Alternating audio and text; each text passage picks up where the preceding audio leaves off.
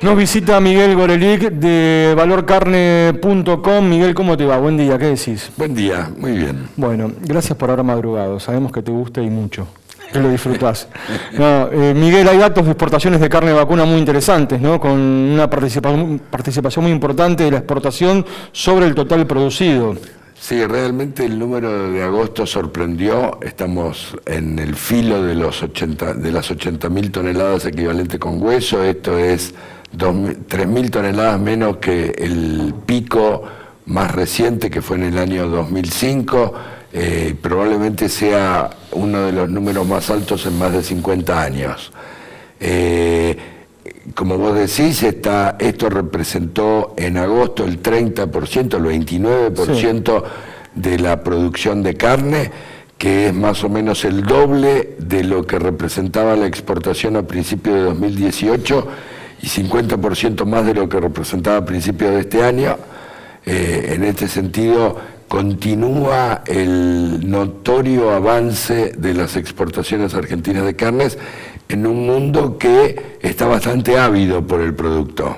¿Se podrán superar este año las 700.000 toneladas, Miguel? Tomando periodo de 12 meses, ya las superamos. En los últimos 12 meses se exportaron un pelito más de 700.000 toneladas. Yo creo que se puede mantener este número teniendo en cuenta que los últimos meses del año pasado también fueron muy fuertes, es decir, que hay que ser por lo menos tan altos como en aquel momento, pero parecería que están dadas las condiciones como para poder hacerlo. Bien, todo esto gracias a China, ¿no? En buena medida a China, por supuesto. En los últimos 3 o 4 meses, China ha estado representando el 75% del volumen en números redondos y el 65% del valor, con lo que este salto de agosto también fue porque aumentó China, pero a su vez hubo otros mercados que también aumentaron en una medida parecida, especialmente Europa, Israel, Chile, es decir, mercados tradicionales de la Argentina. Ahora, si la exportación significa, tomando el dato de agosto, el 30% del total producido, y a China se destinó el 72% de lo que se exportó, o sea, China significa más del 20% de la producción de carne vacuna. Seguro.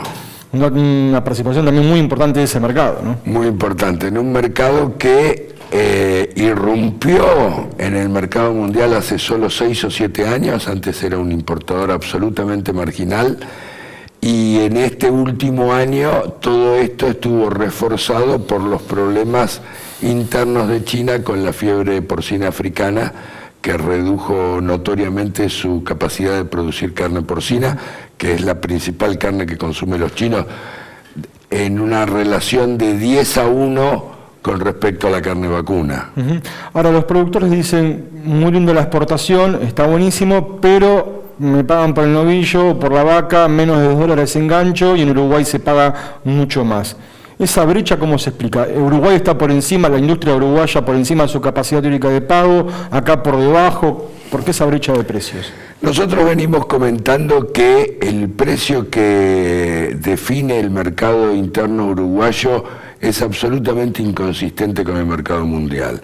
Uruguay en los últimos 12 meses tuvo una curva de ascenso en su precio interno de la hacienda que sucesivamente primero superó al nivel de Australia, cosa que no es consistente porque Uruguay no tiene el mismo acceso ni en términos sanitarios ni en términos de acuerdos comerciales favorables como tiene Australia, con lo que no se justifica que Uruguay tenga un precio más alto que el de Australia. No contento con ello, esta tendencia siguió, superó al precio de Estados Unidos, que es mucho menos explicable, y superó últimamente al precio que hay en Europa, que es un mercado absolutamente cerrado y protegido y tiene un precio artificialmente alto. Entonces, yo miro con preocupación esto porque en algún momento Uruguay va a chocar. ¿Qué quiere decir que va a chocar? Que va a generar una crisis tan grande en la industria que esto finalmente también, como siempre sucede, se va a volcar al eslabón del productor. Claro. Entonces tenemos, en esta comparación que vos planteás, que es lógico hacerla, tenemos un precio muy distorsionado de Uruguay y un precio en la Argentina que está condicionado por un mercado interno que está muy debilitado. Entonces, un productor podría plantearse perfectamente: qué mal que a mí no me paguen en determinada relación. El otro razonamiento que también es válido podría ser: menos mal que está la exportación, porque si no mi precio sería una lágrima. En fin, hay para distintos aspectos. El precio de Uruguay, ¿por qué es tan alto para el novillo, para la vaca? ¿Por qué la industria convalida un valor tan alto? ¿Porque hay poca oferta? ¿Qué es lo que está pasando? Mi interpretación es que la capacidad productiva de la industria frigorífica uruguaya excede en mucho la oferta que en este momento hay en este mercado. Esto, a su vez, esta oferta está disminuida por la importante exportación de animales en pie que ha venido haciendo Uruguay en los últimos años, y entonces hay un punto en que es más conveniente, se pierde menos plata un frigorífico trabajando que sin trabajar. Ahora, una vez que la empresa decide que es mejor parar, es un proceso que va a ser largo. Y en Argentina este valor de menos de $2 por kilo en gancho se explica por el exceso de oferta, así como en Uruguay hay poca, acá hay mucha, las empresas cuentan con una disponibilidad de materia prima importante. Hay una oferta que no es tanto más alta, lo que pasa que es al mismo tiempo hay una demanda menor del consumo interno, que es el 70% restante del mercado, es decir, que es la parte gorda de todo esto, que está debilitada.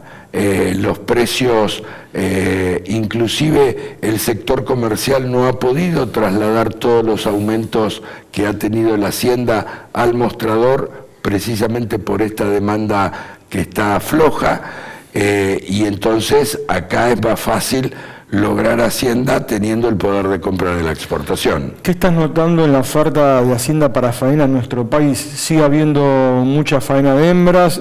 ¿Apareció un novillo? ¿Qué pasa con la Hacienda de feedlot?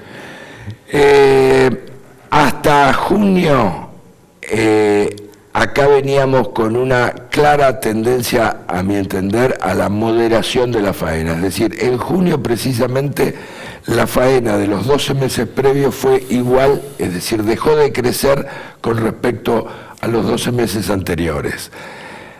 En julio pareció mostrar que esto se rompía, es decir, que empezaba a andar por un camino nuevamente de aumento. En agosto esto se tranquilizó.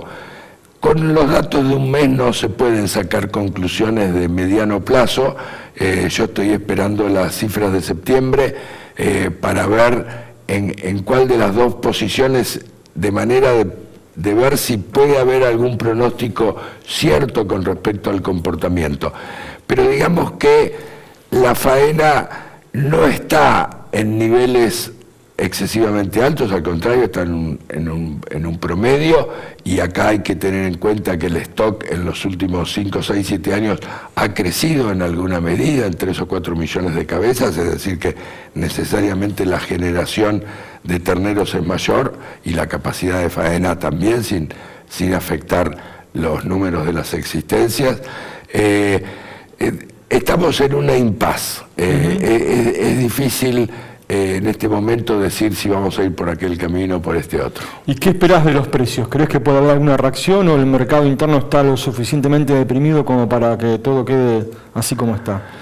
Parecería, siempre acá está el fenómeno de la inflación que ha reverberado en los últimos meses y que está afectando la posibilidad de ganar precio, porque ganar precio nominal, pero perderlo en términos reales no tiene mucha gracia.